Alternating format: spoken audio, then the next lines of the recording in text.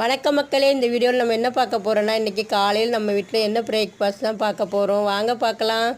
பிள்ளைங்க இடியாப்பமும் தேங்காய் பாலும் வேணும்னு கேட்டாங்க. எனக்கு கொஞ்சம் சாம்பார் ஊற்றி சாப்பிடலாம் போல் ஆசையாக இருந்துச்சு. சரி, அதனால் சாம்பாரும் இடியாப்பமும் ரெடி பண்ணிவிட்டு தேங்காய் பால் எடுக்கலான்னு பார்த்தா இன்றைக்கி பவர் கட்டா, அது தெரியாது.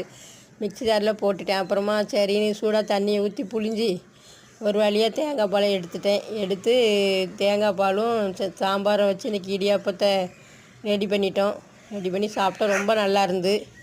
நீங்களும் இந்த மாதிரி தேங்காய் பால் ஊற்றி சாப்பிட்டுட்டு கொஞ்சம் சாம்பாரோ இல்லை வேறு ஏதாவது காரமான குழம்பு வச்சு சாப்பிட்டு பாருங்கள். கொஞ்சம் திகட்டாமல் இருக்கும், சாப்பிட்றதுக்கு ரொம்ப நல்லாயிருக்கும்.